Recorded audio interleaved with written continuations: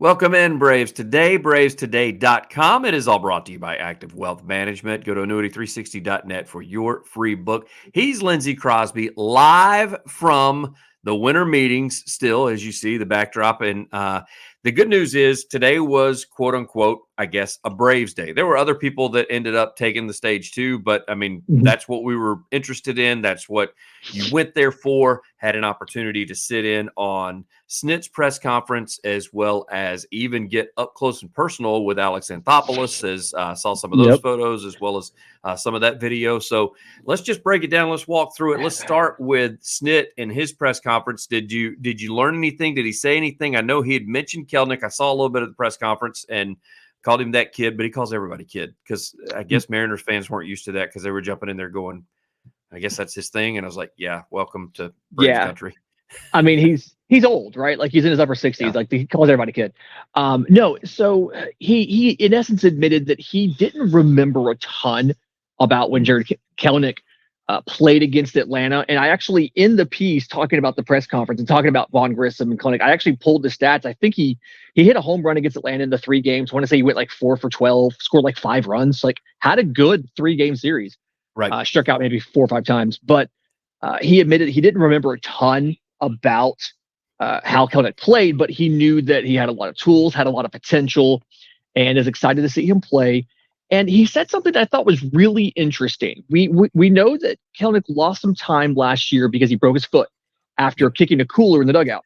And Snit said that he thought that Kelnick joining the Braves would be good for Kelnick because of the guys that we have in that clubhouse, the culture that we've built, the way the team operates. And so I took that to understand as it's a place he can come in. There's lowered expectations because he doesn't have to carry the offense, like I mentioned Right. the other day. But also there's guys there, there's experienced veterans to kind of teach him the right way to behave, the right way to act, and how to handle those situations a little bit better than maybe he did in the past. I thought that was really interesting. And then he talked about Vaughn Grissom being the other part of that left field competition. And Vaughn's supposed to report this week to Puerto Rico to play winter ball the rest of December, I believe. Mm-hmm. And didn't commit to either one of the guys being a starter, just that they were both going to be out there. They had 30 games or so in spring training to kind of evaluate and see who deserved the lion's share of the play time. And for Kelnick, it was all about the impression that I got, not explicitly said, but the impression I got was it was all about maturity and being able to properly understand the way to act and carry himself. And Right. for Grissom, it was all about how he made that transition to the grass. Snitker said he's very good offensively. We know what he can do with the bat. He's just he's excited to see him run around in the grass because he's never done it. So that's the takeaway that I had from that conversation was nothing's decided as far as playtime. There's both opportunities for them, but they both have some things to work on to get there. I will say defensively, just from highlights that I've seen from Kelnick, I think he has a distinct advantage over Grissom going into the season defensively. I'm not so sure offensively. People look at the numbers and they say, well, are we sure? Well, let's keep in mind batting in a Seattle lineup and batting in a Braves lineup with Acuna and Olsen and people like that around you. Michael Harris. I mean, yeah, when your number 9 guy could be a leadoff hitter at any other team in the league, it tends to. I mean, Olsen flat out said that. Murphy said that. Murphy said he puts it all on himself as far as the second half of the season went, and him just trying to kind of overdo from the plate. But they said they said they saw way better pitches than they did with their previous programs because of the particular lineup that the Braves have put together. So, not that wouldn't also help Grissom. I'm just saying, right. I think that. I know we've got the spring training games to be able to take a look, but there'll be so many platooning and moving around and people playing, and Olsen will get an inning here and Acuna will get an inning there, and then they'll have to sit. And so I do wonder when the season begins if they go ahead and they throw Kelnick out there to let him, basically prove to us that we made the right decision. And if he's able to step up to the plate, and a lot of that comes down to that maturity. And you mentioned about being in the clubhouse with him. They had to do that with Ronald. I mean, he was a little hot-headed.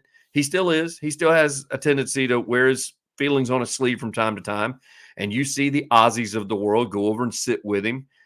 Same thing with Arcia this past year. You saw the same thing with the veterans that had to, Acuna played the veteran in the playoffs when Arcia was jawing with the fans behind him, and you saw Acuna, the one, reach over and grab him. And I thought, man, what a huge step. We're talking about a guy that used to have the arm put around him, and now he's putting an arm around somebody. So I am interested to see that. As far as the rest of the program, I mean, did he mention pitching at all? Is that something that he's concerned about? Or I guess walk us through some of the other points that Snitker made. Yeah, talking about the pitching, Snit was explicitly asked about bringing Charlie Morton back and about Bryce Elder. And his responses to those, for Charlie Morton, it was in essence, they know what he can do.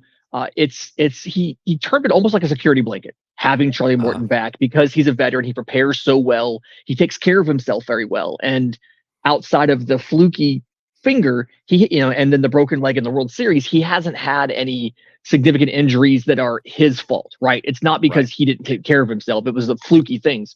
And so he mentioned that. And then he talked about Bryce Elder, and he had a really interesting, you'll appreciate this as a golf guy. He said, you don't necessarily know what it takes until you go tee to cup, right? Mm-hmm. Until you get through an entire season, you don't know how hard it is to get through an entire season. And so this offseason, Bryce Elder is working and preparing differently than he has in past years, so that physically he's better prepared to hold up to the rigors of an entire season. And to me, it told me that they believe that Elder can do a better job of sustaining his performance throughout the year, more like what we saw in the first half, versus maybe what some fans, some of us, some of the writers might think Bryce Elder is capable of. So they have a little more faith in him than maybe we do.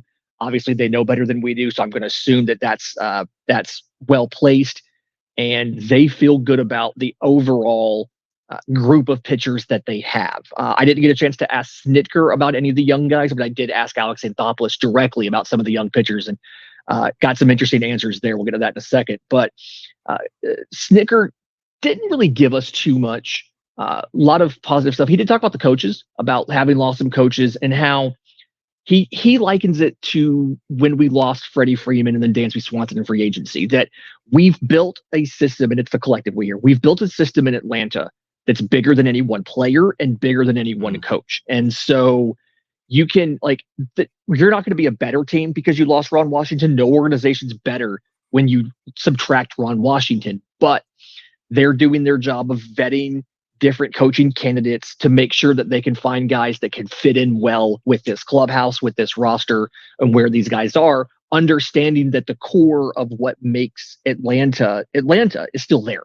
That you swap out a coach or two and it's still the same organization. It's still the same culture, the same work ethic. And these guys really coach themselves. And so that coach is more to help improve incrementally than it is as a primary motivator or someone that controls the guys. Those coaches are mainly there to help guide them in the right direction. I thought that was a really interesting way to phrase it. And it's a good point that, this organization is bigger than any one player, than any one coach. And I'm not going to say it's a self-sustaining machine at this point, but it is, the Braves do feel like they're greater than the sum of their parts, right? Right. Well, I'll say this about Wash is I think he's going to be more missed probably as a defensive infield coach than he probably is as a third base coach, because when you got Harris as well as Acuna and Ozzie, who never pay attention to the stop sign that he throws up anyway, it doesn't really matter. It doesn't really matter who's coaching third at that point, because they're going to run through it in the first place to try and score. So that's very true. Very true. I do think that he will be more missed with, and we've seen that. You've seen quotes where they've even Wash himself said, passing the torch to Ozzie. Now Ozzie can take what he learned from Wash and he can sit down with the players around him, and he can be a coach / player and be asked to be more of a veteran as far as leadership is concerned. More vocal leader. Yeah, exactly. And I think and I think he's ready to make that move. I think Ozzie is. I mean, he seems to be the guy to go to in tough losses. The media will go to him and ask him questions, and he is a great voice for the program and for the team. So we'll get to AA here in a little bit. Do need to thank Ford at Active Wealth. And if you guys will head on over there, Ford Stokes, fiduciary sound financial advisor, also contributor at Forbes.com. That's that magazine. magazine, Forbes.com. Writes articles for Forbes, does author of Annuity 360. He wants to give you that free book that we talk about all the time. No cost. All you got to do is just head to the website, put in your information. Book will be sent to you. Ford will take care of that. It is annuity360.net for your free book. All right. So I guess the other big part of the day was Alex Anthopoulos, and a lot of people curious, even outside of Braves fans, curious, because we've seen people that have gone it. You've uploaded the videos, you and Zach have, as far as our YouTube channel is concerned, so you can see those questions as well as what these guys had to say. However, I will ask you, I mean, you got to see the look on his face, you got the more of the read, you got to hear the scuttlebutt behind that maybe the mics didn't pick up. Some of the biggest takeaways from the AA's interviews, as well as what he had to say today. He was very candid with this is what Atlanta has done. And I one of the things that stood out to me a lot when I was in the moment and then going back and listening to it is he explained that the Atlanta Braves this offseason were not going out to try to fill positions, right? Atlanta was not looking for a starter or looking for a left fielder. They were looking for a reliever. They were looking for specific players. They didn't target a left fielder. They targeted Jared Kelenic, and they went out and got him. They didn't target a lefty reliever. They targeted Aaron Bummer, and they went out and got him. And so, and he did acknowledge there was a starting pitcher that they targeted. It didn't work out. As far as we understand, that's probably Aaron Nola. He obviously did not go into specifics on that, but he clarified that they're not trying to sign somebody for the sake of signing somebody. They are very much targeting specific players that they feel like can not only contribute offensively, defensively, whatever it might be, but also fit in with the culture, fit in with the clubhouse. And he didn't say it, but also to me, a bit of get some value as well. Because you look at a guy like an Aaron Bummer who, if he got a free agent contract based off of what we think he can do as far as potential is concerned, it would be more expensive than what he's going to make next year off of the year that he had with the Chicago White Sox. Jared Kelenic, another guy that we think he can perform above the contract that he has, and we got him for a cheaper cost than we think he would have cost if he was playing to his potential. And so I thought that was really interesting. And then he did clarify, and I think this was a little bit of an indication about how the Braves feel about Shohei Ohtani.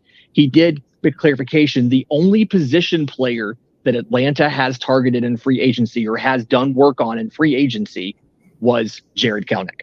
And the way he said it was very, I can't discuss free agents. I can't name free agents, but I'm making it clear that we have not done significant work on a Shohei Ohtani. The only players that we have targeted are the guys that we have added, and then that one player that, by process of elimination, was a starting pitcher. And he did say left field that they're, in essence, done. He said starting pitching, they are open to adding a starting pitcher still at the right price. So he did kind of caveat that a bit. And then unsolicited, he did add in that they do have a space if they wanted to add another reliever. Nobody asked him about that. They just asked him about position players and starting pitching. And he volunteered that they do have a spot where they could add another reliever. So you may see Atlanta make another move on the margins. But for the most part, this roster feels like it's getting pretty close to your main contributors being set for 2024. Obviously, you have space on the 40-man roster. We talked about that a couple of days ago. You have backups to fill in and things like that. But as far as your main contributors, it feels like it's getting pretty close to set with the guys we have right now.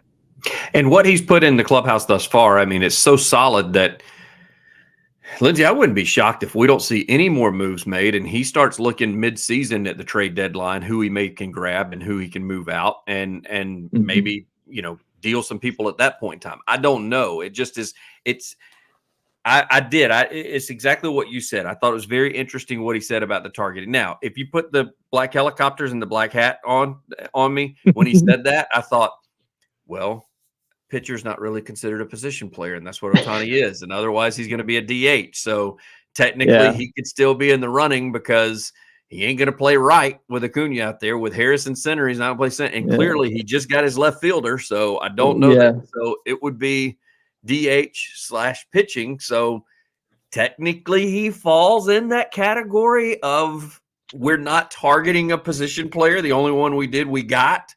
And I'm sitting there Yeah. thinking, okay, but the little devil on my shoulder says, but Ohtani's not a position player. Yeah. Yeah. In this lineup, he's not. It's very much a willingness for a manager or a general manager to say the name Shohei Ohtani has very much been kind of the big story about these winter meetings in general. Because some of the conversation was you're not supposed to talk about him. And Dave Roberts, manager of the Los Angeles Dodgers, acknowledged, yeah, we met with him over the weekend. We spent a couple hours with them. It went well. And it was kind of a big deal because people were like, oh no, does that mean the Dodgers are no longer going to have a chance to sign Shohei? It was a big deal. So I could tell that he was deliberately, not wanting to steer it in that direction. And I think out of courtesy, the media didn't necessarily ask that much more. There was a question at the very end that kind of wrapped up where somebody had walked up to the group and asked about Shohei, and he clarified a little more that the only position player that we have targeted in free agency was Jared Kelenic. But I did have a chance to ask him because we talked about starting pitching. It came up quite a few times because Max Fried's entering his walk year, things like that. And I asked, what type of contribution does the team reasonably think that the prospects AJ Smith-Shawver and Hurston Waldrop can give in 2024? Yes. He gave me a really good answer. One, he said, I don't want to give specific numbers because I don't want to put expectations out there those players feel like they have to live up to. But he did say that one, AJ Smith-Shawver, if you think about his age, he did all of that last year at the age of 20. He went from high A all the way to the majors at the age of 20. If he was a college player, he would be entering his junior year of college, his first draft eligible year this year. And he's looking at his second season of playing in the major league. So he's a young player. And it almost felt like Anthopoulos was trying to make sure that we understood it's not like it's perfectly reasonable if AJ Smith-Shawver is not in the rotation all year. And I've written this on the site before that I don't necessarily think, given his previous workloads, that he's ready for something like that. Now, Hurston Waldrop, really interesting. We did break a little bit of news. Hurston Waldrop will get an invitation to spring training, and he will have an opportunity to make the rotation out of spring training. Not necessarily saying that he will, but he will have that opportunity. When you look at what he did in college last year, Florida went all the way to the College World Series to the finals. Combined with what he did in the minors last year, he ended up in AAA Gwinnett, but he pitched more innings than Smith-Shawver, pitched about, I think, 130 or 140 innings. And so the capacity for a year-over-year increase in innings is there. So he will have an opportunity to make the team out of spring training. There's no guarantee, obviously, that he will. It's entirely reasonable he goes back to AAA. But I thought that was interesting because it tells me they're not as concerned with having to add a starter at all costs because they do feel like they can get contributions out of Waldrop and Smith-Shawver. And then he did also discuss Ian Anderson coming back from Tommy John surgery. He will start rehab assignments. The tentative goal is June, with the idea if they go well, he could be back in the rotation by July. And so that gives you it's almost in essence getting another starting pitcher at the trade deadline because you stick him into the rotation in late July, kind of like you stuck Max Fried back into the rotation soon after the trade deadline in 2023. So thought that was interesting. And it kind of tells me that they're not as concerned, again, with having to find a starter, but they're willing to bring on the right starter for the right price. Who that is, I don't know. But it tells me there's not a level of desperation there for Atlanta. They're very confident in the group that they have right now. Putting a bow on this, your overall take from the day. I know that they're well aware of what the expectations are of fans as well as media. I mean, you got a returning lineup that's just stellar, an MVP that returns, a guy that was in the MVP running that returns, a former rookie of the year that's going to be returning. If Murphy and Darno would have continued their hot streak from the beginning of the year, they possibly would have been in the MVP talks. They still were in All-Star talks. So, what are their overall mood there? I guess if I had to gauge their temperature, what would you say that it was as they head into the season before pitchers and catchers report? They're optimistic that the way the season ended in 2023, from a statistical standpoint, was unlikely to happen. Anthopoulos specifically mentioned how many extra base hits they had in that series against the Phillies in that elimination. And they understand that this is not a reason to make wholesale changes. you can, in essence, run it back with mostly the same group, but try to improve on the margins. And then Snitker specifically said, as a staff, they have to do better at finding a way to keep the guys engaged during that week. It's hard, obviously, to turn it off and turn it back on. And that they've now had 2 seasons where they did 2 different things in that week between the end of the regular season and the divisional series. And it didn't work either time. And so they've already begun discussions of, if we're in that scenario again, what do we do differently to make sure that they're ready to go when the postseason starts? And I thought it was interesting that they have confidence in the guys in the clubhouse. They have confidence in the roster, but they understand they can't just rest on their laurels and count on making it to the World Series. They understand we have to improve the team on the margins, and we have to find ways ourselves to do more to get these guys ready, or keep them locked in this case, for when they get to the postseason. So I thought it was really interesting how confident and yet understanding they were that the status quo, you can't just stay static. You do have to change. You do have to find ways to improve, even though, like you said, it's a really good roster already.